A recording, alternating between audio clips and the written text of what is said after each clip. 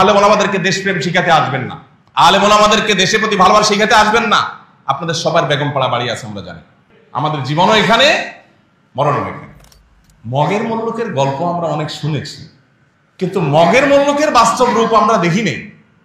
দুর্ভাগ্য আমাদের, আমরা এখন সেটা দেখছি।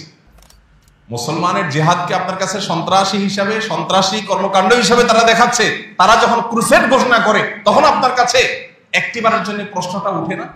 এক শ্রেণীর মিডিয়া, আপনার টাকা দিয়ে যাদের পেপার পত্রিকাগুলো বাসায় নিয়ে যান, এই মিডিয়াগুলোর একটা বড় অংশ এই জঙ্গি নাটককে মঞ্চায়ন করার জন্য সবচেয়ে বেশি ভূমিকা রেখেছে। এখনো তারা সেই খেলা আবার শুরু করছে, এই গত সপ্তাহ থেকে আবার শুরু হয়েছে। শুধুমাত্র জঙ্গি দমনের নামে হাজার হাজার মানুষ দেশে, শত শত মানুষ দেশে খুন, গুম, নির্যাতন, জেল জুলুমের শিকার হয়েছে। আপনি শুধুমাত্র গুম কমিশনের রিপোর্ট যদি পর্যালোচনা করেন, আপনি দেখবেন যে কিভাবে স্ক্রিপ্ট গুলো সাজানো হয়েছে। কোরআনের অনুবাদ এটা রেখে ছবি তুলে পত্রিকা সাজানো হয়েছে, জঙ্গি বই পাওয়া গেছে। কোরআনের অনুবাদ যদি রাখলে কেউ জঙ্গি হয়, তো আমরা সবাই জঙ্গি। বিগত 5ই আগস্টের আগে মোবাইলে SMS পাঠানো হয়েছে যে চতুর্দিকে জঙ্গি হামলা হচ্ছে। জনগণের ন্যায্য অধিকার আদায়ের আন্দোলনকে কি বলা হয়েছে? জঙ্গি হামলা। এখান থেকে বোঝা যায় যে মূলত জঙ্গি এই শব্দটা, এটা হলো সকল প্রকার সত্যকে লুকাবার জন্য। আপনারা হলে আর্টিজান হামলার সময় দেখেছেন, তার সোশ্যাল মিডিয়াতে দেখা গেছে সে ডক্টর জাকির নায়েকের পেজে লাইক দিয়েছে, বাস এই অপরাধে পৃষ্ঠভূমি বন্ধ। জেহাদ ইসলামের একটা মহান ফরজ বিধান। এই জেহাদ, এটাকে আমরা ভুলে গেছি। জেহাদ মানে ঠুস ঠাস কাউকে মেরে দেওয়া নয়। জেহাদ মানে নিরীহ মানুষের উপরে বোমা হামলা করা নয়, যেটা পশ্চিমারা করছে। প্রকৃত জঙ্গিবাদে তো তারাই লিপ্ত। একজন মুসলিমকে দায়িত্বশীল, একজন মুসলিমকে সচেতন মানুষ হিসেবে নিজের সমাজে প্রতিষ্ঠিত করবার নির্দেশ আল্লাহ তাআলা দিয়েছেন। কোনো সংবাদ, কারোর ব্যাপারে কোনো অভিযোগ, কারোর ব্যাপারে কোনো নেগেটিভ তথ্য পেলে সেটাকে বাজ বিচার করা ছাড়া, সেটার সত্যাসত্য যাচাই করা ছাড়া, যথাযথ উপায়ে বিশ্লেষণ করা ছাড়া সেটাকে বিশ্বাস করে বেড়ানো, প্রচার করে বেড়ানো, সেটার উপর ভিত্তি করে কোনো অবস্থান গ্রহণ করা, এটা কোরআনে কারিমে আল্লাহ তাআলা কঠোরভাবে আমাদের জন্য হারাম করে দিয়েছেন। অন্য আয়াতে আল্লাহ তাআলা বলেছেন, ওয়ালা তাকফু মা লাইসা লাকা বিহি ইলম, যে বিষয়ে তোমার সুদৃঢ় ধারণা, জ্ঞান নেই, সুস্পষ্ট প্রমাণ ভিত্তিক নলেজ, ইনফরমেশন যে বিষয়ে তোমার কাছে নেই, সে বিষয়ে তুমি কোনো অবস্থান গ্রহণ করতে যাবে না।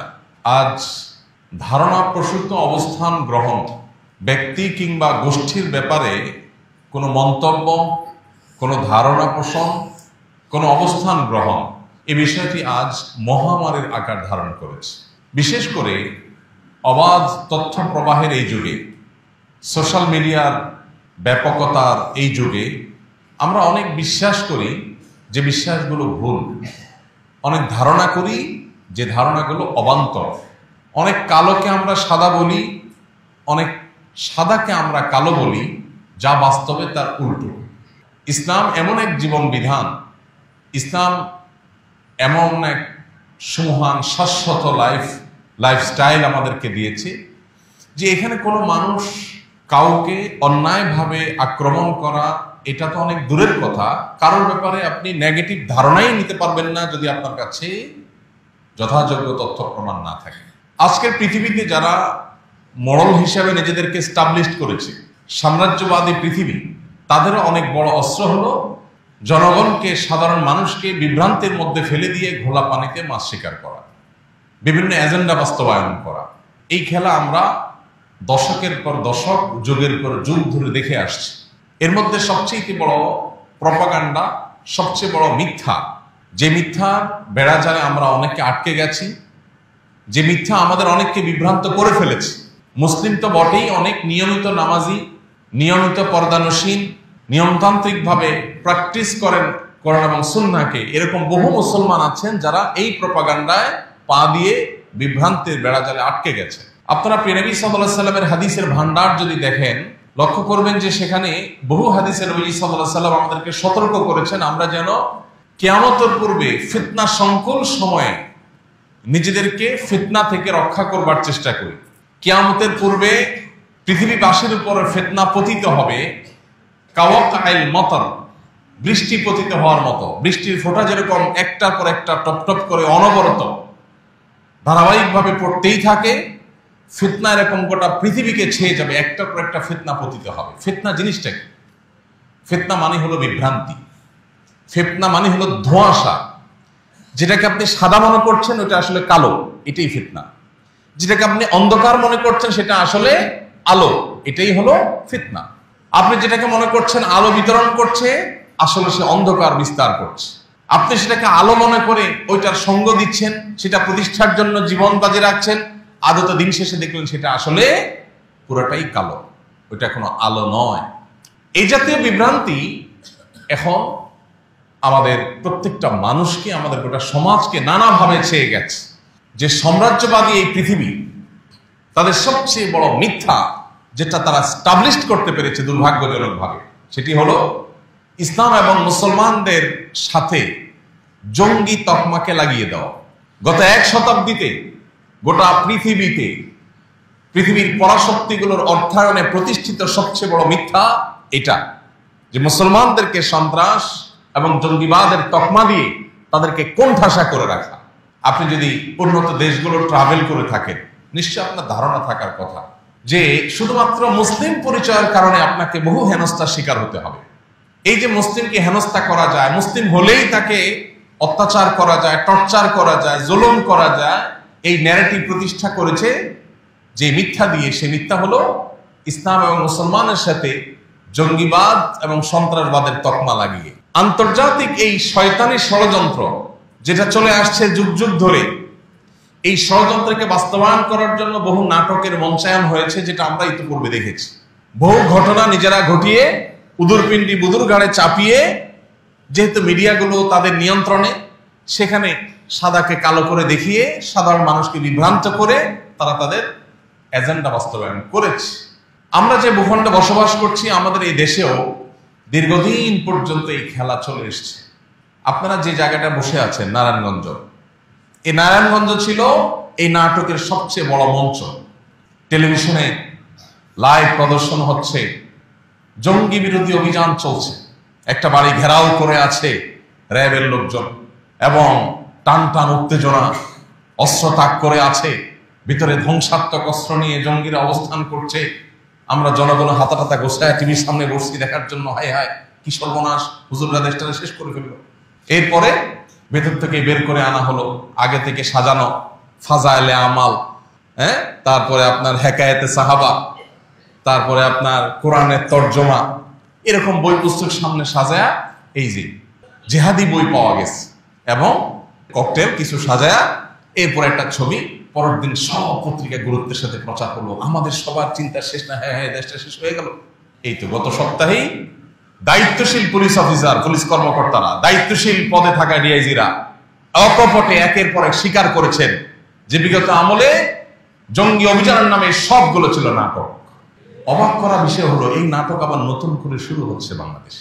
গত সপ্তাহে একটা মামলা হয়েছে, সেখানে কিছু তরুণ উদীয়মান পশ্চিমা অপশক্তি শয়তানি শক্তির ঘুম হারাম করা কিছু যুবক, তাদেরকে সেখানে আবারও এই নাটকের স্ক্রিপ্টে তাদের নাম যুক্ত করে আবার এই খেলাটা শুরু করার চেষ্টা চালানো হচ্ছে।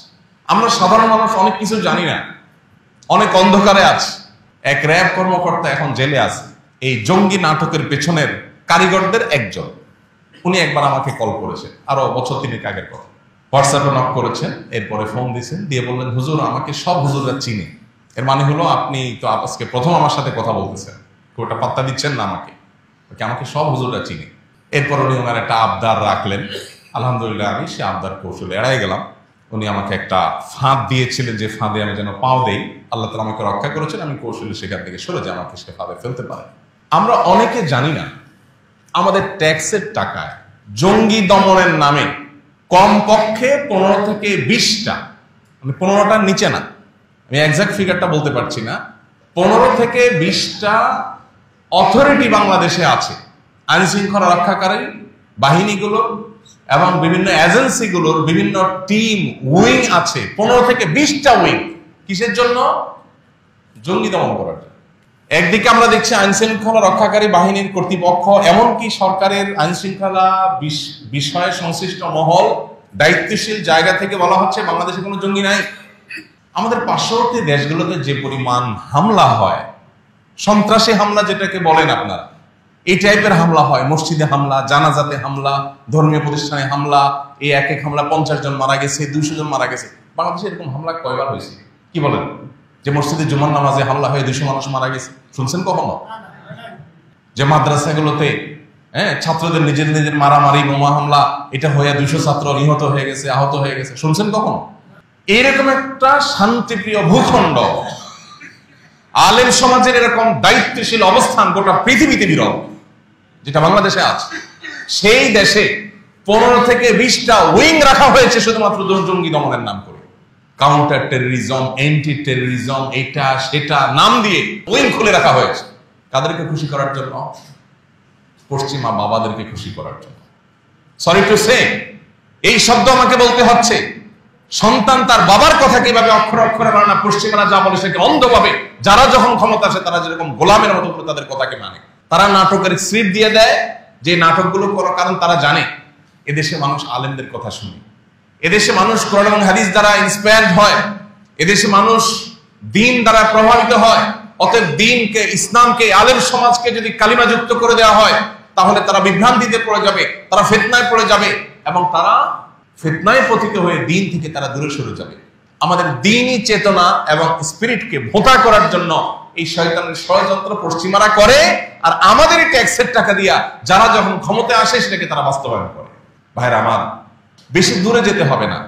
গুম কমিশনের যে রিপোর্ট, এই রিপোর্ট যদি পর্যালোচনা করেন আপনি দেখবেন নিরীহ নারীদেরকে, একজন পর্দানশীল নারী জীবনে তার ছায়া যেখানে কোনো পুরুষ দেখতে পারে নাই, তাকে আইন শৃঙ্খলা রক্ষাকারী বাহিনীর এই সমস্ত তথাকথিত জঙ্গি দমনের নামে এই সমস্ত সন্ত্রাসীরা, যারা আইন শৃঙ্খলার পোশাক, আইনের পোশাক পরে সন্ত্রাসী কর্মকাণ্ড করেছে, নিরীহ জনগণকে, ওই নারীকে ধরে নিয়ে বর্বরতার সর্বোচ্চ সীমা রেখা সব অতিক্রম করে গেছে।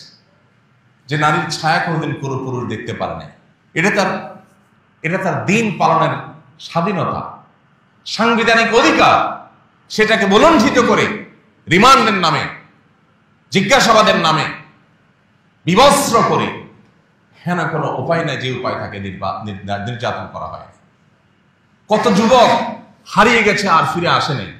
আলেম ওলামা তো বটে, স্কুল কলেজ পড়ুয়া, আপনার সাধারণ শিক্ষিত ডাক্তার, ইঞ্জিনিয়ার, তরুণ, বিশ্ববিদ্যালয়ের শিক্ষার্থী, কলেজ শিক্ষার্থী, দোষ কি? মুখে দাঁড়িয়ে আছে। দোষ কি? নামাজ পড়ে, ফজর নামাজ জামাতের সাথে পড়ে। দোষ কি? টাকনোর উপরে প্যান্ট পরে। এক শ্রেণীর মিডিয়া, আপনার টাকা দিয়ে যাদের পেপার পত্রিকাগুলো বাসায় নিয়ে যান, এই মিডিয়াগুলোর একটা বড় অংশ এই জঙ্গি নাটককে মঞ্চায়ন করার জন্য সবচেয়ে বেশি ভূমিকা রেখেছে। এখনো তারা সেই খেলা আবার শুরু করছে, এই গত সপ্তাহ থেকে আবার শুরু হয়েছে। আইন শৃঙ্খলা রক্ষাকারী বাহিনীর বিভিন্ন গুরুত্বপূর্ণ ব্যক্তি, সরকারের ঊর্ধ্বতন কর্তৃপক্ষ, তাদেরকে ব্যক্তিগতভাবে আমরা বিষয়টাকে নজরে আনার চেষ্টা করেছি, কিন্তু দায়িত্বশীলতার জায়গা থেকে আমি আপনাদের কাছে একটা উদাত্ত আহ্বান রাখতে চাই। সেটা হলো, অনুগ্রহ করে এই সময়টাতে, যে সময়টাতে বিশেষ করে সাদাকে কালো, কালোকে সাদা করে দেখাবার একটা প্রবণতা আছে, এই সময়টাতে আপনাদেরকে কোনো কিছু যদি গেলানোর চেষ্টা করা হয়, একজন মুসলমান হিসাবে আপনার দায়িত্বশীল আচরণের জায়গা থেকে আপনি সেটা গিলবার আগে আপনাকে 10 বার ভাবতে হবে, আমি যাকে কালপ্রিট মনে করছি আসলে সে কোনো ভিকটিম কিনা, তাকে দিয়ে কোনো নাটক মঞ্চায়ন করা হচ্ছে কিনা। শুধুমাত্র জঙ্গি দমনের নামে হাজার হাজার মানুষ দেশে, শত শত মানুষ দেশে খুন, গুম, নির্যাতন, জেল জুলুমের শিকার হয়েছে। আপনি শুধুমাত্র গুম কমিশনের রিপোর্ট যদি পর্যালোচনা করেন, আপনি দেখবেন যে কিভাবে স্ক্রিপ্ট গুলো সাজানো হয়েছে। কোরআনের অনুবাদ এটা রেখে ছবি তুলে পত্রিকা ছাপানো হয়েছে, জঙ্গি বই পাওয়া গেছে, জেহাদি বই পাওয়া গেছে। কোরআনের অনুবাদ যদি জেহাদি বই হয় তো আমরা সবাই তো জঙ্গি। কোরআনের অনুবাদ যদি রাখলে কেউ জঙ্গি হয় তো আমরা সবাই জঙ্গি। দেখেন, আমাদের মাইন্ডসেটটা এমন ভাবে তৈরি হয়েছে, একজন মানুষকে যদি বলা হয়, রাজনৈতিক নেতাদেরকে যদি বলা হয় যে মোবাইল চুরির মামলায় একটা দলের প্রধানের বিরুদ্ধে চার্জশিট হয়েছে, তার বিরুদ্ধে মামলা হয়েছে মোবাইল চুরির বিরুদ্ধে, গরু চুরির বিরুদ্ধে। এগুলো তো বাংলাদেশে সকাল বিকাল হয়, তাই না? তো নতুন কিছু না, এগুলো আমাদের বিনোদনের খোরাক, আমরা মজা পাই এগুলো দিয়ে। আমরা জানি যারা যখন ক্ষমতায় থাকে, বিরোধী দলে যারা থাকে, তাদের নামে এই সমস্ত হামলা মামলা মিথ্যা বিভিন্ন অজুহাত দেয়। জঙ্গি ইস্যুটা তো এরকম না, এটা তো সিরিয়াস ইস্যু। কারণ নাম দিয়ে ছবি দিয়ে যখন আপনি জঙ্গি হিসাবে তাকে পত্রপত্রিকায় রিপোর্ট করছেন, কোন আপনার আইন শৃঙ্খলা রক্ষাকারী বাহিনীর কোন মিডিয়া উইং যখন তাকে কালপিট হিসেবে দেখিয়েছে, তখন সমাজের মানুষের কাছে তার রক্ত হালাল হয়ে গেছে। সবাই মনে করে আরে জঙ্গি ডেঞ্জারাস ব্যাপার স্যাপার, তো তাহলে তো এর গুম করা, এর খুন করা, এর নির্যাতন করা, রিমান্ডের নামে জুলুম করা, এই সব কিছু বৈধ হয়ে যায়, হালাল হয়ে যায়। বহু নিরীহ মানুষ এখনো জেলখানায় ফাঁসির আদেশ নিয়ে, বহু নিরীহ মানুষ জেলখানায় এখনো জেল জুলুম সহ্য করছে, বছরকে বছর জেলে পুড়ে পড়ছে। কেন? তাদের নামে রায় হয়ে গেছে, তারা অপরাধী, দোষ স্বীকার করছে কিভাবে, সেই পদ্ধতি আমাদের কারোর কাছে অজানা না। দোষ স্বীকার করবে না, তার স্ত্রীকে ধরে নিয়ে আসছে, মা বোনকে ধরে নিয়ে আসছে, তাদেরকে নির্যাতন করা হচ্ছে, তখন সে তার নিজের জীবন রক্ষা করবার জন্য এই বানোয়াট স্বীকারোক্তি দিয়ে মা বোনকে রক্ষা করবার চেষ্টা করেছে। ওই মিথ্যা স্বীকারোক্তির উপরে ভিত্তি করে রায় হয়ে গেছে এবং ফাঁসির জন্য অপেক্ষমান আছে, জেল জুলুম চলছে। যে ভূখণ্ডে এই ধরনের জুলুম চলতে থাকে, আর আমরা সাধারণ মানুষ, আমরা অনেকেই দায়িত্ব জ্ঞানহীন হয়ে আমরা এই সমস্ত প্রোপাগান্ডাকে বিশ্বাস করি। যখন এই জঙ্গি জিগির চলেছে, তখন অনেক সাধারণ মানুষ আলেম ওলামাদেরকে দেখলেই সন্দেহ করত। ঠিক না ভাই? ঠিক। এই দেশে চাঁদাবাজি নিয়ন্ত্রণ করার জন্য কয়টা উইং খোলা হয়েছে, যে দেশের সব চাঁদাবাজিগুলো নিয়ন্ত্রণ করা হবে। কেউ ঘর বাড়ি করতে গেলে চাঁদা যেন কেউ নিতে না পারে, একজন রিক্সা চালক রিক্সা যদি চালাতে গিয়ে একজন সিএনজি চালক সিএনজি স্ট্যান্ডে যেন তাকে চাঁদা দিয়ে দাঁড়াতে না হয়। এই চাঁদাবাজি বন্ধের জন্য আইন শৃঙ্খলা রক্ষাকারী বাহিনী কয়টা উইং খুলেছে, এটা আমাদের জানতে ইচ্ছা করে। জঙ্গিবাদ, তথাকথিত জঙ্গিবাদের নামে এই নাটকের স্ক্রিপ্ট বাস্তবায়ন করবার জন্য যদি 15-20টা উইং খুলে থাকে, ডিপার্টমেন্ট খুলে থাকে, প্রত্যেকটা আইন শৃঙ্খলা রক্ষাকারী বাহিনী আলাদা আলাদা ডিপার্টমেন্ট খুলে থাকে, তাহলে এই দেশের সন্ত্রাস, চাঁদাবাজ, এদেরকে নিয়ন্ত্রণ করবার জন্য কয়টা উইং খোলা হয়েছে? প্রিয় ভাইরা আমার, সময় এসেছে আমাদের সচেতন হওয়ার, সতর্ক হওয়ার। এই নাটক যেন নতুন করে আর কেউ মঞ্চায়ন করতে না পারে। প্রিয় ভাইরা আমার, জিহাদ ইসলামের একটা মহান ফরজ বিধান। জিহাদ ইসলামের একটা মহান ফরজ বিধান। এই জিহাদ, এটাকে আমরা ভুলে গেছি। অনেক ফরজ নিয়ে আলোচনা হয়, এই ফরজ নিয়ে আলোচনা হয় না। জিহাদ মানে ঠুস ঠাস কাউকে মেরে দেওয়া নয়। জিহাদ মানে নিরীহ মানুষের উপরে বোমা হামলা করা নয়, যেটা পশ্চিমারা করছে। প্রকৃত জঙ্গিবাদে তো তারাই লিপ্ত। আপনি মুসলমান, জিহাদ শব্দ শুনলে আপনি কাচুমুচু করেন, আপনি চিন্তা করেন হ্যাঁ হ্যাঁ হুজুর কি বলে এগুলো। ভাই, কোরআনে জিহাদের অসংখ্য আয়াত আছে, তাহলে কি আপনাকে ইসলাম থেকে ছেড়ে চলে যেতে হবে? যদি আপনি জিহাদের পরে আপনার বিতশ্রদ্ধ ভাব থাকে, ঈমান নিয়ে টানাটানি হবে। জিহাদ মহান ফরজ বিধান, তবে জিহাদ ছেলে খেলা নয়। জিহাদ আর সন্ত্রাস এক জিনিস না। জিহাদের কথা বললে যদি কাউকে সন্ত্রাসী বলা হয়, এটা হলো পশ্চিমাদের সবচেয়ে বড় অস্ত্র। ওরা জানে মুসলমানদের জিহাদি চেতনার কাছে ওরা কোনোদিন দাঁড়াতে পারবে না।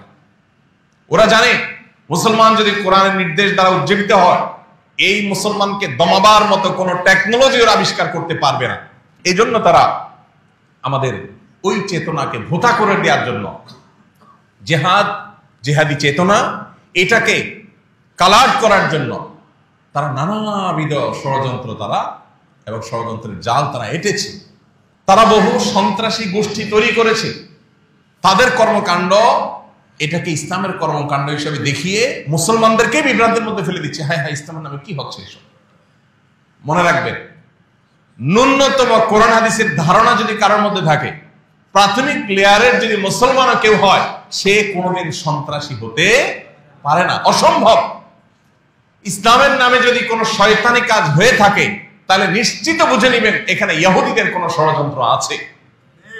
ওরাই এই নাটককে মঞ্চায়ন করছে আমাদেরকে বিভ্রান্তিতে ফেলার জন্য। ওই যে বলছি কিয়ামতের আগে ফিতনা পতিত হবে, সেই ফিতনাগুলোর মধ্যে থেকে একটা। আমরা এখানে যারা আছি, বিগত আমলে যখন জঙ্গি নাটক মঞ্চায়ন করা হয়েছে, কয়জন বুকে হাত দিয়ে বলতে পারবেন আমি 100% বুঝতে পেরেছি এটা নাটক, এই মানুষগুলো ভিকটিম, এদেরকে দোষী সাব্যস্ত করা হচ্ছে, এদের কোনো দোষ নাই? কয়জন মানুষ বলতে পারবেন? বরং বেশিরভাগ মানুষ নিজেরাই ধোঁয়াশার মধ্যে পড়ে গেছেন, চিন্তার মধ্যে পড়ে গেছেন। হায় হায়, হলোটা কি? স্কুল কলেজের ছেলে ফেলে নষ্ট হয়ে যাচ্ছে, আর ধার্মিক ছেলে ফেলে মানেই হলো যে মনে হয় বোমা নিয়ে ঘুরে। ভাইরা আমার, এই দেশে রাজনীতির নামে শিক্ষা প্রতিষ্ঠানগুলোর ক্যাম্পাসে অস্ত্রের মহড়া, এটি সকাল বিকালের নিত্য নৈমিত্তিক চিত্র, তাই না?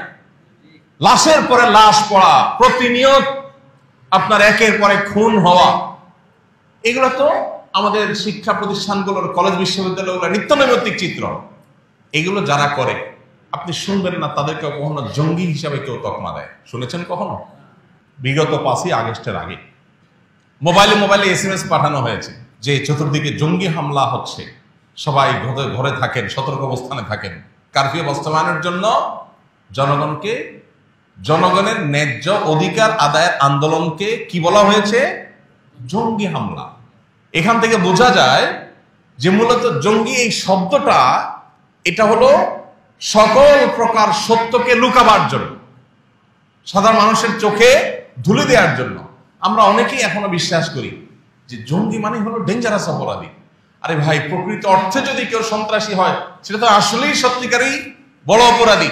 কিন্তু আপনি যেটাকে জঙ্গি হিসাবে দেখছেন, জানছেন, সে জঙ্গি, সে সন্ত্রাসী, এটা কোনো প্রমাণ হয়েছে? দেখুন, কারোর কাছে ওই যে তথাকথিত জেহাদি বই পাওয়া গেছে, এই ছবি দিয়া যখন পত্রপত্রিকায় গেছে, তখন আমরা সাধারণ মানুষই সময় ধরে নিয়েছি, হ্যাঁ লোকটা কত খারাপ।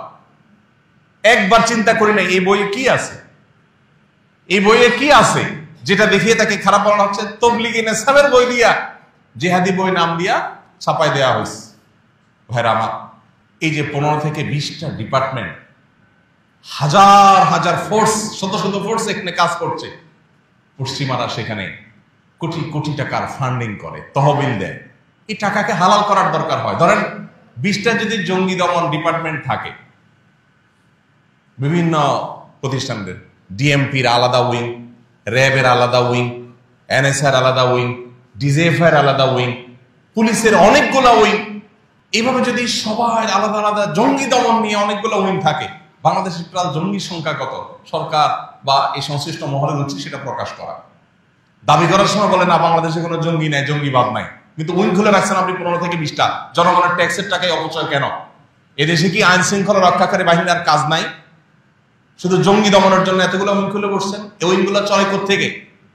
বিদেশিরা যখন ফান্ড দেয়, তহবিল দেয়, পশ্চিমারা শত শত কোটি টাকা দেয়, ওই টাকা হালাল করার জন্য ওর তো কোনো কাজ নাই। কারণ আসলে তো আদতে জঙ্গি নামের এই নাটক ছাড়া তো বাস্তব কিছু নাই।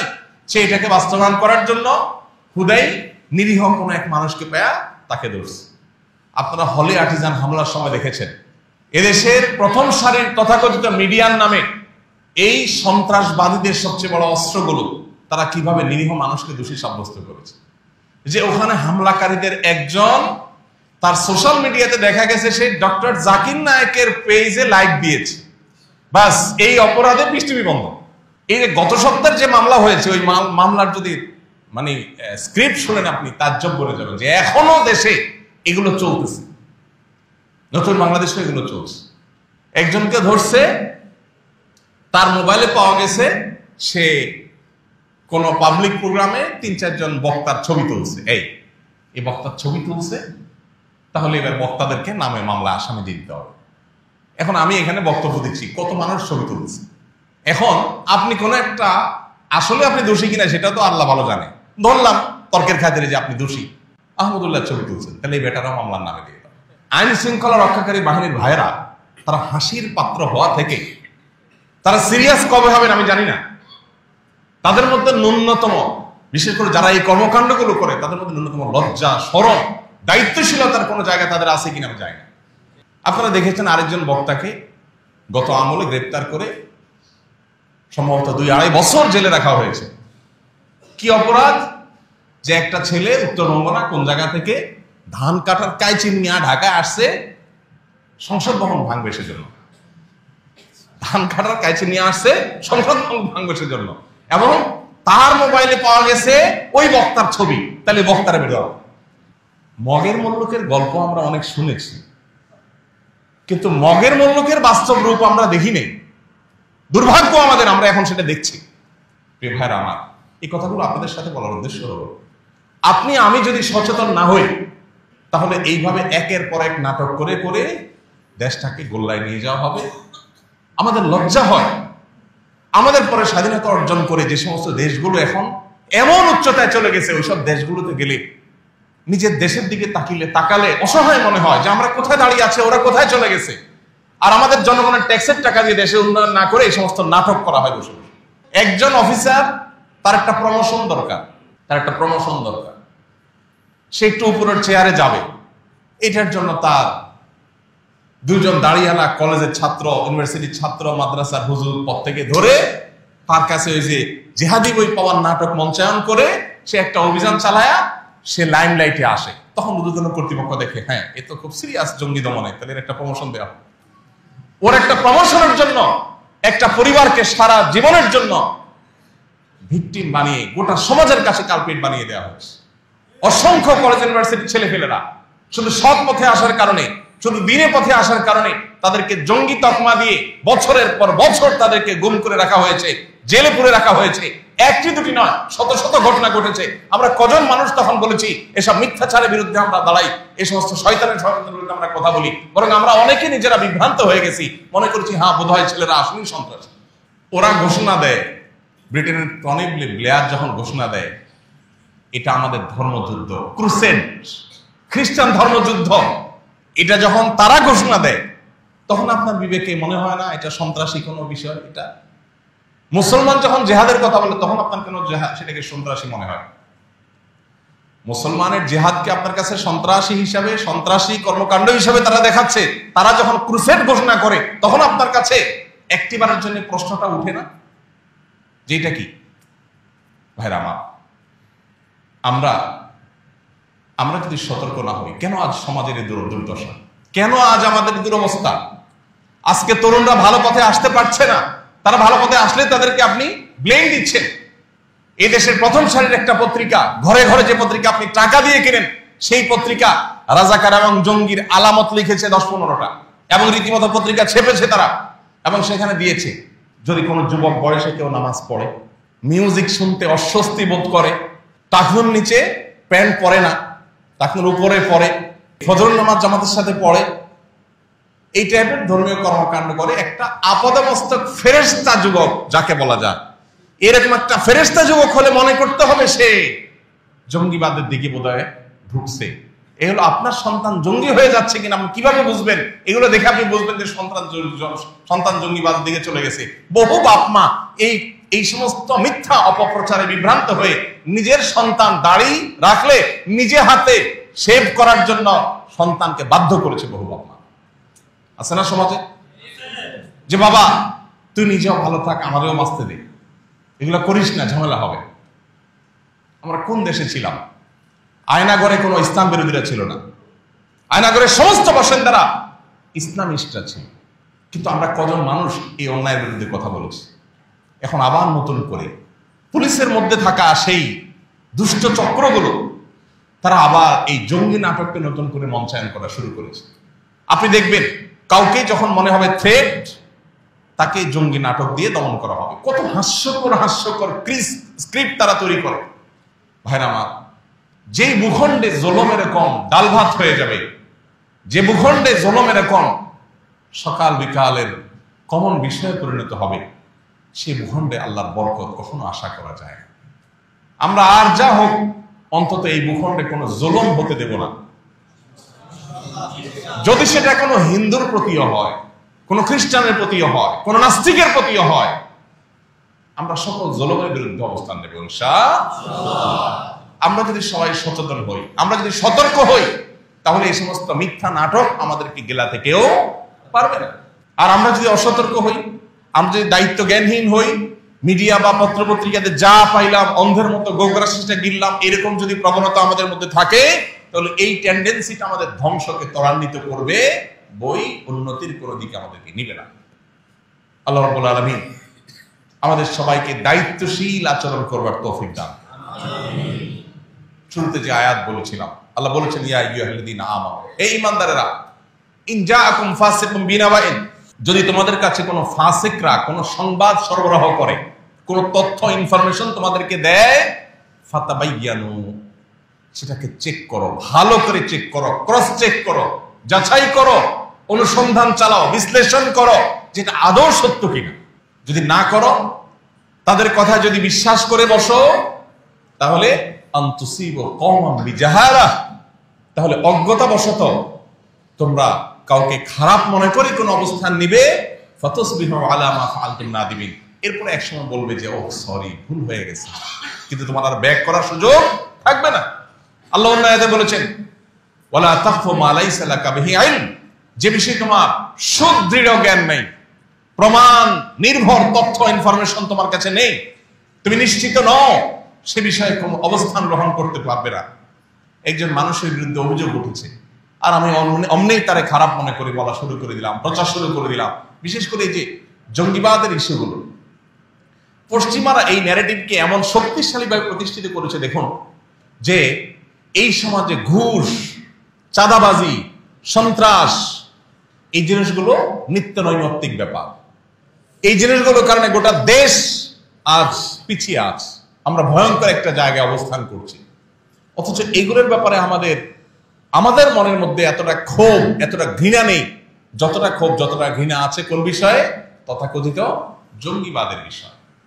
ভাইরা আমার, আমরা কেউ ভুল না বুঝি, ইসলামের নামে, জেহাদের নামে কেউ কোন নিরীহ মানুষের উপরে হামলা করলো আর সেটাকে জেহাদ বলে চালাই দিল, আমরা মুসলমানরা এতটা আনাড়ি হওয়ার কোনো সুযোগ নাই। কিন্তু সেই সাথে জেহাদ মহান ফরজ, জীবনে কখনো সুযোগ হলে আমি জেহাদে শামিল হব, মরতেই যখন হবে শাহাদাতের মৃত্যু আমি কামনা করব, এটা একজন ইমানদারের ইমানের দাবি। এইটুকু চেতনা যদি কারোর মধ্যে না থাকে, সে মুসলমানই না, সে মুনাফিকের মৃত্যু নিয়ে দুনিয়া থেকে যাবে। সো পশ্চিমাদের প্রপাগান্ডার কারণে আল্লাহর মহান ফরজ বিধান জেহাদকে আমরা খারাপ মনে করলে ইমানই থাকবে না। আবার একই সাথে জেহাদের নামে কোন শয়তানের নাটক যদি পশ্চিমারাই মঞ্চায়ন করে, সেটার উপরে ভিত্তি করে আমরা গণহারে দিনদার মানুষগুলোকে জঙ্গি তকমা দেওয়ার ওই যে ষড়যন্ত্র, ওরা জানে হুজুরদের পাওয়ারের জায়গা, ওরা জানে এই মিম্বরের শক্তির জায়গা, ওরা জানে এই মাইক্রোফোনের পাওয়ারের জায়গা। এই জন্য এইগুলোর গায়ে কালি মাখাই দেওয়া, এটাই হলো তাদের কাজ। আমাদেরকে সতর্ক থাকতে হবে, আমাদেরকে সচেতন হতে হবে। আল্লাহ রাব্বুল আলামিন পুরাতন জুলুম এদেশে যেন আর কখনো ফিরে না আসে, আর যেন কোনো মায়ের সন্তান গুম না হয়, আর যেন কোনো নারী স্বামীকে জুলুমের হাত থেকে বাঁচাবার জন্য এই সমস্ত জালিমদের হাতে ধরা দিতে না হয়, আর যেন কোন নাটকে দেশে কোন কালপ্রিট মঞ্চায়ন করতে না পারে। বিদেশিদের শত শত কোটি টাকা তহবিল এবং ফান্ড পাওয়ার লোভে নিরীহ মানুষদেরকে জঙ্গি নাম দিয়া বিদেশিদেরকে খুশি করছেন। হ্যাঁ, আমরা জঙ্গি দমন করছি, আমি বারবার এই কথাটাই আপনাদেরকে বলছি। 15 থেকে 20টা উইং আইন শৃঙ্খলা রক্ষাকারী বাহিনী, আপনি চিন্তা করতে পারেন এতগুলো উইং কাজ করছে কিসের জন্য? জঙ্গি দমনের জন্য। একদিকে দায়িত্বশীলটা বলছে দেশে কোনো জঙ্গি নাই, তো জঙ্গি না থাকলে 15-20টা উইং কেন রাখছো? জনগণের ট্যাক্সের টাকা দিয়ে আর কাজ খুঁজে পাচ্ছ না? একটা মামলার জন্য থানায় গেলে পুলিশ ভাগে পাওয়া যায় না, কারণ থানায় অল্প কয়েকজন পুলিশ ফোর্স কম। সেখানে তুমি জঙ্গি দমনের নামে এতগুলো উইং খুলে এতগুলো ফোর্স সেখানে দিয়ে রাখছো, এত কোটি কোটি টাকা সেখানে বাজেট দিচ্ছ, কাদেরকে খুশি করবার জন্য? আল্লাহ তাআলা আমাদেরকে সেই রকম দায়িত্বশীল